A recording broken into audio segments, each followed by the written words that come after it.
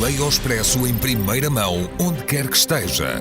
Assine o Expresso Digital e tenha acesso a todos os conteúdos exclusivos e leitura antecipada do semanário às 23 horas de quinta-feira. Apenas 1,35€ por semana, durante 2 anos. Todas as vantagens em expresso.pt/assinatura digital. Expresso. Liberdade para pensar.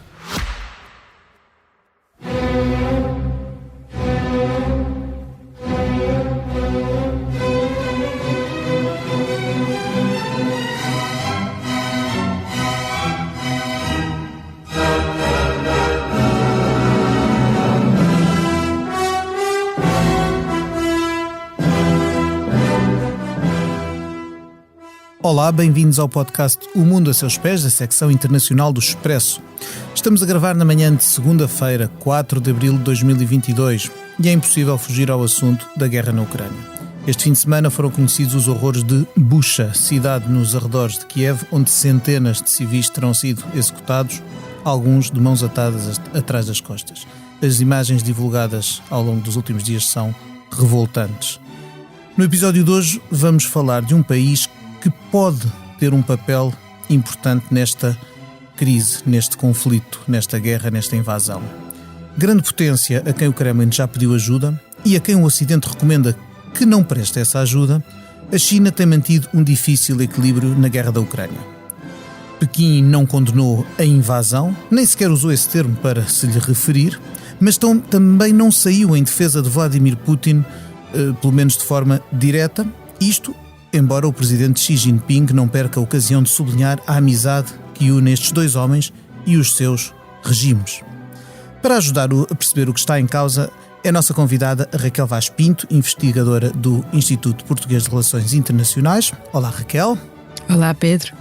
E se a Raquel é já uma veterana deste podcast, vamos agora ter uma estreia. Em estúdio connosco está Salomé Fernandes, mais recente entrada para a equipa do Internacional do Expresso. Olá, Salomé. Olá. A edição técnica do podcast está a cargo do João Luís Amorim e a conduzir a conversa estou eu, Pedro Cordeiro, editor da secção. Raquel, começo por te perguntar qual é o papel da China nesta guerra, ou qual pode ser. É um mediador viável? Pode passar por Pequim a resolução deste horror? Ou é um país que, à partida, está inclinado para um dos lados beligerantes e isso retira-lhe capacidade de servir de árbitro? Eu diria que a China, nesta guerra, neste conflito, tem, apesar de se declarar, enfim, uma neutralidade, a neutralidade tem vários significados, várias dimensões. E aqui eu vejo com muita dificuldade que a China possa ser um mediador viável, justamente porque tem essa parceria importante com Moscovo, e essa é uma parceria que agora, tendo em conta o facto de estarmos hoje, dia 40 da guerra, se torna ainda mais difícil de desprender. Ou seja, eu diria que, olhando para o estado atual das relações entre Moscovo e Beijing, quanto mais a guerra avança, quanto mais nós vamos observando a enorme dificuldade militar, tática e mesmo estratégica das Forças Armadas russas, nós percebemos o quão Beijing pode, digamos, ficar a ganhar com uma relação de maior dependência de Moscovo, justamente face a esta China. Portanto, eu diria que é uma neutralidade muito sui generis, como há tantas outras, e aqui neste caso concreto vejo com muita, mas muita dificuldade estarmos à espera que a China seja uma espécie de país salvador. Não quer dizer que isso não venha a acontecer, mas eu vejo isso com muita dificuldade. E a cimeira entre a União Europeia e a China na passada sexta-feira foi disso um belo exemplo. Ou seja, nós tivemos expressões importantes que foram ditas, percebemos claramente pela linguagem de Ursula von der Leyen que não houve consenso, e depois aquelas expressões que nos fazem até voltar a outros tempos, mentalidade de Guerra Fria, expressões como a União Europeia deve ser mais independente, eu já não me lembro bem das palavras exatas, mas deve ser mais independente, leia-se, dos Estados Unidos. Portanto, há muita coisa aqui a correr e eu diria que quanto mais o tempo passa, mais difícil eu vejo que Moscou seja deixado cair. Além destas questões de ligação à Rússia, a China também está a enfrentar uma série de desafios internos agora com a pandemia, que está a atingir números recordes outra vez, e também com a expectativa do Congresso no final do ano, onde se espera que Xi Jinping alcance um terceiro mandato. De que forma é que esta situação interna também coloca pressão sobre a China para se manter afastado de conflitos externos? Essa é uma ótima pergunta, Salomé. Nós muitas vezes olhamos para a China e pensamos na China como um país em relação ao qual as questões internas nunca têm grande discussão. Ou seja, seja a pandemia, que aliás o exemplo mais claro que nós vemos agora é a própria cidade de Xangai, não é? Estamos a falar de uma cidade com mais de 20 milhões de habitantes e, para além disso, um centro financeiro absolutamente incontornável, e uma das montras do Partido Comunista da China e desta sua ideia do que deve ser uma economia liderada pelo partido. E por outro lado também essa questão do Congresso, ou seja, eu se tivesse que escolher um ano no qual, o Xi Jinping, se tivesse que escolher um ano no qual não queria ter quaisquer confusões internacionais, problemas daqueles que é preciso tomar uma posição, porque tomar uma posição implica ganhar aliados ou perdê-los, e portanto tomar uma posição tem essas dificuldades. Seria este.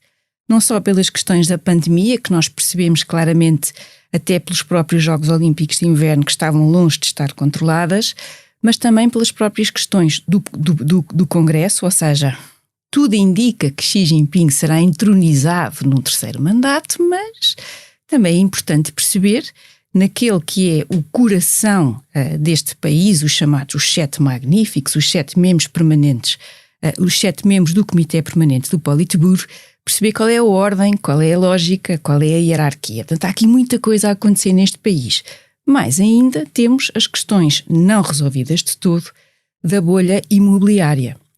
E aqui, por exemplo, os resultados da auditoria que foi pedida para aquela empresa que talvez tenha captado mais a atenção, que é a Evergrande, foram adiados. Ou seja, há aqui dentro desta China um conjunto de temas, de dimensões que é preciso arrumar, é preciso estruturar e, portanto, nesse sentido, aliás, em março, o atual primeiro-ministro Li Keqiang anunciou a taxa de crescimento esperada da China este ano. A taxa para nós portugueses seria uma maravilha, mas não é de tudo. Para os chineses é o número de crescimento do PIB mais baixo desde 1991.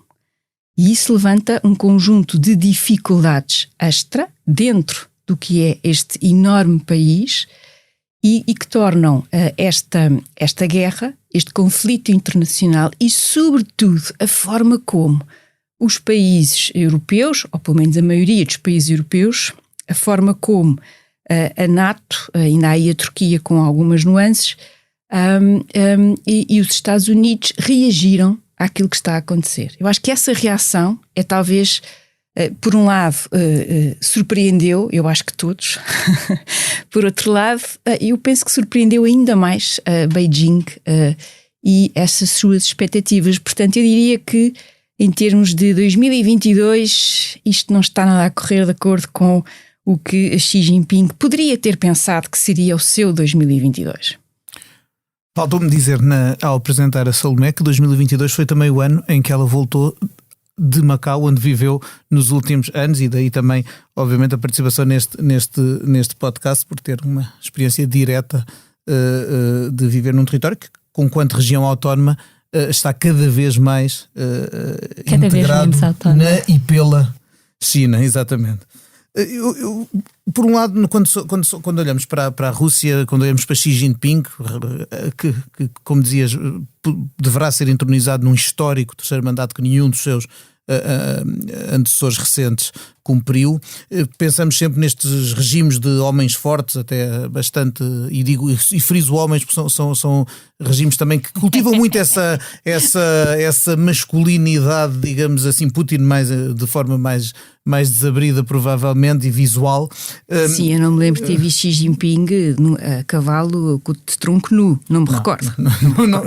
Nem espero que isso venha ver, exatamente. a acontecer. Eu acho que Xi Jinping basta-lhe não ser, desde que não apareça com o corpo do Winnie the Pooh, já se satisfaz. Mas vemos essas alianças, pensa-se nos regimes autoritários de um lado versus a democracia liberal, aquilo que eles consideram ser um ocidente decadente e que por um lado os aproxima. Mas eu pergunto-me se não há também, se uma proximidade grande como Moscovo não teria, se Pequim não teria a perder como ser visto demasiado próximo de Moscovo, até com os horrores que estão a ser cada vez mais divulgados, e digo isto pensando num esforço de soft power que a China vai tentando nos últimos anos estender ao globo todo, não pela força das armas, mas pela força do dinheiro, do investimento, da influência que vai conquistando, desde as Belt and Road Initiative até à sua presença em zonas do mundo que se calhar este tal ocidente liberal não tem cuidado. Penso em Índias, penso em Áfricas, penso em Américas Latinas. E até que ponto é que uma proximidade com Moscovo também não pode prejudicar esta imagem que a China gosta de projetar de um poder pacífico? Sim, sem dúvida. Olha, e por isso é que das expressões da Presidente da Comissão Europeia, Ursula von der Leyen, talvez uma que me parece que vai ao encontro um pouco do que tu estás a dizer, que é esta ideia da reputação, ou seja, danos à reputação, à imagem. E aqui é claramente o ponto que é relevante. Se por um lado também é verdade que a nível internacional vamos encontrando países que por passados mais ideológicos, seja uma herança da União Soviética, seja relações militares que são importantes do ponto de vista do fornecimento de armamento, seja também até do ponto de vista, eu não diria bem económico, porque depois há aqui áreas muito específicas. Nós temos países, por exemplo, no continente africano ou em outras áreas que, em relação a aquilo que está a acontecer nesta guerra, têm muita dificuldade, eu não digo em alinhar, mas em criticar de forma aberta a Rússia. Isso por um lado. A Índia, eu aqui poria de forma diferente, porque a Índia tem de facto uma relação, podemos dizer, de amizade e confiança com Moscou, seja na versão soviética, seja agora na versão a Federação Russa. Olhando para o xadrez internacional, nós percebemos claramente como, ao contrário da China, que invadiu a Índia em 62 e com a qual há um conflito fronteiriço que está longe de estar resolvido, aquelas fronteiras todas são um tema. Ainda recentemente houve, pela primeira vez em muito tempo, uma até troca de tiros na fronteira entre a China e a Índia, aqui é o ano passado. Sim, e dezenas de mortos. E também repara como, se nós vemos Lavrov em grande entusiasmo diplomático pelo mundo fora, vimos pouco a ida do Ministro dos Negócios Estrangeiros chinês à Índia para justamente, eu diria, tentar trazer, talvez reatando, tentar trazer um pouco esta Índia, porque a neutralidade da Índia eu diria que é bem diferente da neutralidade da China. Tem esta relação de grande amizade com Moscou, ponto final, e não só, até do ponto de vista do fornecimento do seu armamento. Há uma boa parte que ainda continua a vir de Moscou. Mas, por outro lado, a Índia tem feito, e justamente aqui o grande catalisador de tudo isto foi a tal Belt and Road que tu falaste e a expansão da China. A Índia tem feito uma aproximação ou reaproximação aos Estados Unidos e, em particular, àquela ideia do Quad, ou seja, do Indo-Pacífico, com 4 pilares: o Japão, a Austrália, os Estados Unidos e a Índia. E, portanto, tu tens aqui um país que está, aqui eu diria até de forma mais genuína, a tentar essa neutralidade do que propriamente a China. Em relação à questão do soft power, essa é a grande pergunta e até quando ou até onde é que esses danos, em termos do chamado soft power, desta imagem de uma China que investe de uma China que respeita o direito internacional, que está longe depois de ser a prática, mas no fundo é essa a imagem que é projetada. Eu diria que isso tem imensos custos e sem dúvida que isso, por razões infelizmente da natureza humana, nós também sabemos, as guerras quanto mais longas, quanto mais duradouras, mais desumanizadoras são. E portanto nós vamos ter aqui vários momentos, eu diria, infelizmente, de choque, de repulsa, um conjunto de atrocidades e, nesse sentido, é uma jogada de grande risco por parte de Xi Jinping. Por outro lado, há um ponto que me parece que pode ser aqui um barómetro, que é, se é verdade que seja Jake Sullivan, seja o próprio presidente Biden, seja a própria União Europeia, disseram à China de forma muito clara que a China não pode ajudar a Rússia a contornar as sanções económicas e financeiras. E aqui eu acho que um barómetro interessante de acompanharmos é ver, por exemplo, os setores na economia russa, dos quais saíram um conjunto de empresas europeias e norte-americanas, e ver quem é que vai preencher esse vazio, porque tu não tens empresas russas capazes de fazer um conjunto de atividades. E tens empresas chinesas que têm mostrado nos últimos anos a sua capacidade de chegar aos sítios onde é preciso, onde alguém lhes abre a porta, nomeadamente ao nosso país. E sem fazer grandes perguntas.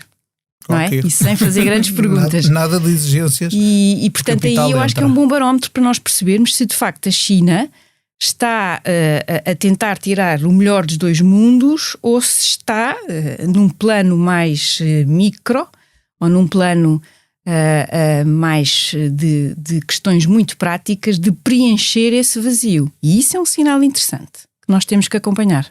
Tu há pouco falavas, quando falávamos da reeleição do Xi Jinping, eu notei que tu introduziste aí uma hipotética, apesar uma quase certeza, mas de qualquer maneira. Ou seja, pergunto-me se haverá dentro do regime chinês, com esta questão bicuda da Rússia e com todos estes desafios, os aspectos que a Salomé mencionou, com tudo o que está a passar, haverá hipótese de dentro do governo, do próprio regime chinês, haver visões diferentes, divergências sobre este assunto? Eu li aqui há pouco citado de um artigo de um académico de Xangai, Hu Wei, que é vice-presidente de um centro de investigação ligado ao Conselho de Estado chinês, e ele dizia algo tão direto como não há as esperanças de vitória da Rússia nesta guerra são escassas, a China não pode ficar amarrada a Putin, tem que cortar amarras com ele o mais depressa possível e só pode avançar se proteger os seus melhores interesses, escolhendo o mal menor, que é libertar-se do fardo russo. São palavras muito diretas para alguém tão muito ligado ao regime.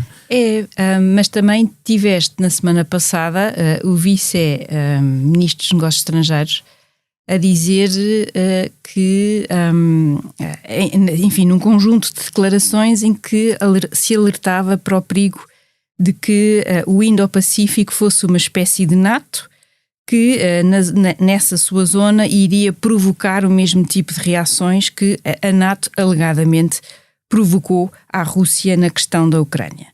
Ou seja, tens várias visões.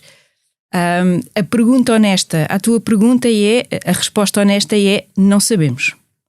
Temos alguns sinais, seja de pessoas que estavam algumas próximas e que foram saindo, seja de alguns setores, até do ponto de vista económico, que vão dando sinais de grande preocupação, porque o setor económico não quer de todo arriscar ter sanções, porque estas sanções tiveram tanto, até agora, sucesso do ponto de vista da sua aplicação, porque é a economia russa. Porque se for a economia chinesa, tu tens graus de interdependência com outras economias mundiais que tornam... Portanto, o ricochete é bastante maior. O ricochete e tem um impacto sistémico muito, claro, mas não essa tem... é das grandes diferenças em relação ao tempo da Guerra Fria. Completamente. Não havia o entrosamento económico. De todo, não tinhas essa... E essa interdependência é, por um lado, uma força da China, mas também é, por outro lado, uma fraqueza.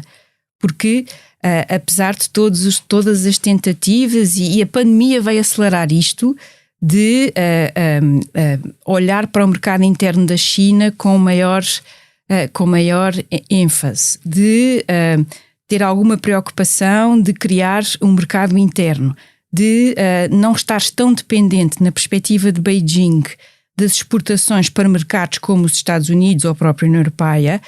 Mas esta guerra e este conflito, eu diria que, pensando nessa lógica, veio cedo demais. A China não está de todo em condições de poder fazer essa separação ou essa eventual separação sem que isso dê cabo da economia chinesa e, com isso, dar um abalo sistémico na economia mundial, que é uma coisa avassaladora. E, portanto, eu diria que nessa matéria concreta, ou seja, nestas questões, eu diria que há muito a ser discutido, e por isso é que o ano é tão difícil em termos de dores de cabeça. Xi Jinping não precisava nada de ter agora que estar a explicar ou a não explicar o que é que Vladimir Putin faz ou deixa de fazer, mas também diria que a ida à Índia depois daquele conflito que foi tão duro, é um sinal de que a China está aqui a tentar encontrar alguma margem de manobra, mas também não pode deixar que Vladimir Putin caia por completo, porque e esse é um pensamento que tem circulado muito nos próprios meios chineses, é esta ideia de que, ouçam, isto é, entre aspas, o Ocidente atrás da Rússia, e de seguir à Rússia somos nós. E, portanto, isso também tens de ter aqui muito cuidado nesta relação. Agora, como é que Putin vai conseguir sair desta tendo algum ganho que seja objetivamente positivo? Eu, sinceramente, tenho muitas dúvidas que isso seja execuível.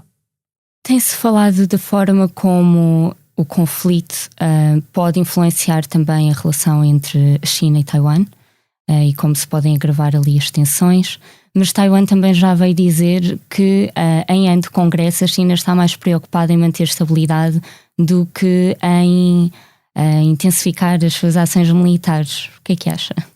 Oh, Salomé, outra ótima pergunta. Sim e não. Acho que, a mim parece-me que, de facto, a palavra-chave este ano seria estabilidade repetida para aí 100 vezes. Como isso não acontece, eu diria que este conflito, mas sobretudo a reação à guerra, eu acho que o ponto aqui é este, a reação à guerra surpreendeu e muito Beijing.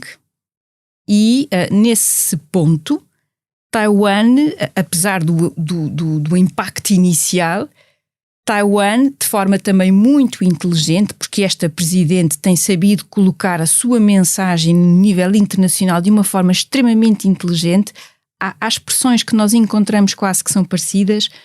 Por exemplo, naquele artigo que ela escreveu para a Foreign Affairs, a revista norte-americana, ela dizia que Taiwan estava, eu penso que na linha da frente.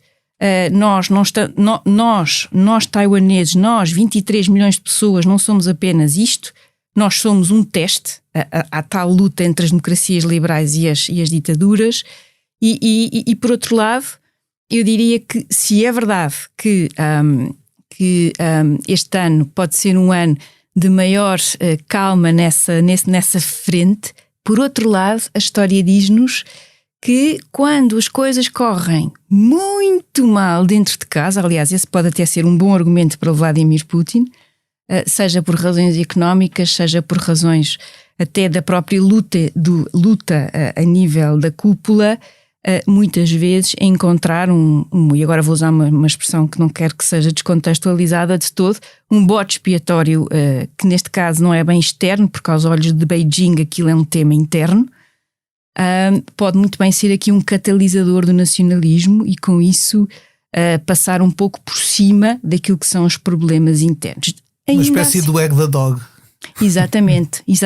Lembrar o filme assim, Manobras na Casa Branca. Exatamente, ainda assim vejo com alguma dificuldade, tendo em conta que este ano, também não nos podemos esquecer que Joe Biden tem eleições intercalares no fim do ano e Joe Biden também eu diria que, até tendo em conta algumas dos seus comentários mais recentes, não quer de todo ficar na história como o homem que perdeu Taiwan.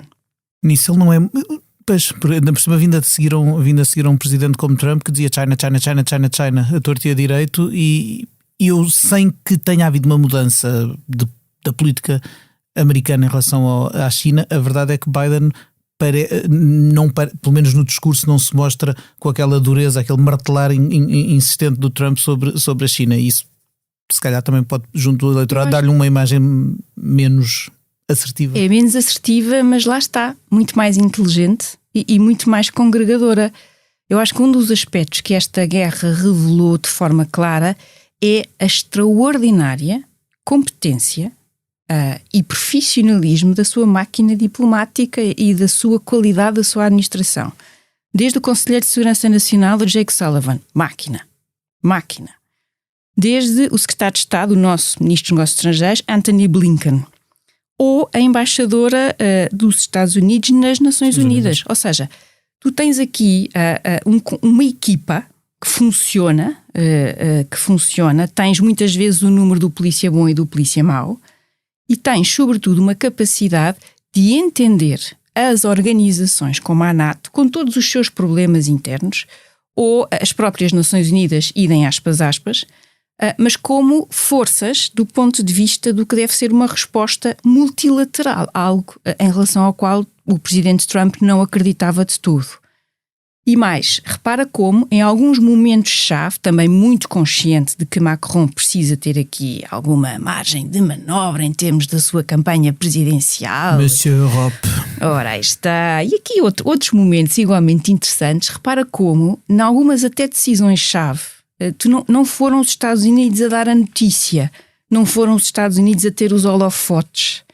E isso é um sinal de grande, eu diria, inteligência, por um lado, e por outro lado esta ideia de que aquilo que nós hoje estamos aqui a decidir, e quando digo nós é mesmo um plural majestático, porque quem está a fazer isto são os ucranianos a defender a sua casa, a sua terra. Nós estamos aqui, de facto, a forma como lidarmos com esta guerra vai determinar e muito um precedente para futuras invasões, futuros ditadores, futuros projetos de revisionismo, e eu diria que de forma, lá vou eu dizer outra vez surpreendente, mas de forma muito categórica tivemos um consenso. Agora vamos começar a ver esse consenso um pouco mais dificultado, porque a guerra vai avançando e tens sinais mesmo dentro do próprio projeto europeu de democracias e liberais, que aliás a Hungria saiu, acabou a Hungria do Orbán, reforçar esse iliberalismo. E portanto, e com uma mensagem de não querer estar na guerra, de não querer participar nele, aliás virou completamente a mensagem. E, portanto, agora é uma questão de começarmos a ver, a afinar, a tentar compreender, mas que, do ponto de vista económico, do ponto de vista estratégico, que eu acho que era aqui o elemento que nos faltava discutir, do ponto de vista político e diplomático, esta guerra, para além do drama humanitário no terreno, tem consequências a todos estes níveis. E eu diria que há muitas capitais, muitos países a ver como é que os Estados Unidos e o conjunto de países que alinharam na condenação categórica da Rússia se comportam, ou seja, se são persistentes, se mantêm esse seu esforço, e também tens muitas outras capitais ou elites ou cleptocracias, algumas delas, a ver como é que é de facto esta resposta e perceber como é que depois vai ser a sua margem de manobra. Portanto, o protagonismo é claramente do povo ucraniano. As consequências desta guerra, as consequências são regionais e globais neste século XXI. Ora, estamos com isto a chegar ao fim do nosso tempo. Parece-me que lá chegamos muito depressa, o que geralmente é sinal de uma conversa recheada. Mas ninguém se vai embora sem falarmos daquela pergunta que eu faço a toda a gente que passa por aqui. Raquel, se neste momento pudesses viajar para qualquer parte do mundo sem restrições, Para onde irias e porquê? Olha, eu estou tão cansada, Pedro, que eu confesso-te que para onde é que eu iria e porquê? Olha, iria para um dos grandes paraísos deste mundo para poder descansar um bocadinho, para carregar baterias antes de voltar aqui às nossas lides, porque de facto estes últimos 40 dias do ponto de vista internacional têm sido duríssimos para todos nós a vários níveis. Eu iria para os Açores e em particular para a Ilha das Flores. Miguel Monjardim, que me desculpe, não escolhi a terceira, eu sei, e portanto já vou ouvir quando este podcast passar, mas é a vida. Para a Ilha das Flores, que é absolutamente um dos sítios mais bonitos deste mundo e que é uma pérola que nós conhecemos pouco, e portanto talvez fizesse essa viagem curtinha para não... mas seria essa talvez a minha opção. Eu aproveitava para depois me dares recomendações, porque é um sítio onde tenciono, também não conheço, é das Ilhas dos Açores que eu ainda não conheço e onde gostava bastante de ir. Salomé, que destino escolherias tu? Eu ia para o Japão. Era a viagem que eu queria fazer e depois a pandemia arrancou e vi-me impossibilitada de ir ao Japão antes de regressar à Europa. Portanto, certamente umas 2 semaninhas lá. Não fazia coisa no mínimo. Olha que bom, na altura das cerejeiras em flor e tudo. Olha, muito bem, Salomé. E Pedro? Eu acho que é a Itália outra vez. Nos últimos anos foi um país que eu conheci tardiamente. Nos últimos 4 anos fui uma vez a Roma e os últimos 3 anos fui uma vez a Roma e outra a Nápoles. Falta-me a Sicília, faltam-me as ilhas e o norte. Sicília, Pedro. Falta-me a Sicília, falta-me a Sardenha, falta-me o norte, falta-me as Venezas, as Florenças. Bom, falta-me muito a Itália e realmente foi algo que me deixou maravilhado. Em alternativa, voltava a Jerusalém, onde estive o mês passado e onde me senti esmagado e com vontade também, olha, de ir para lá 2 semanas, como a Salomé queria ir ao Japão. Enfim, com estas propostas, estas ideias, são horas de fazermos as despedidas. Eu tenho apenas de agradecer à Raquel Vaz Pinto, à Salomé Fernandes, ao João Luís Amorim e a si que esteve desse lado a ouvir-nos. O Mundo a Seus Pés volta daqui a 2 semanas com outros assuntos, outros convidados e na semana que vem estará aqui a Cristina Pérez com o África Agora. Muito obrigado, até lá, até breve, até sempre.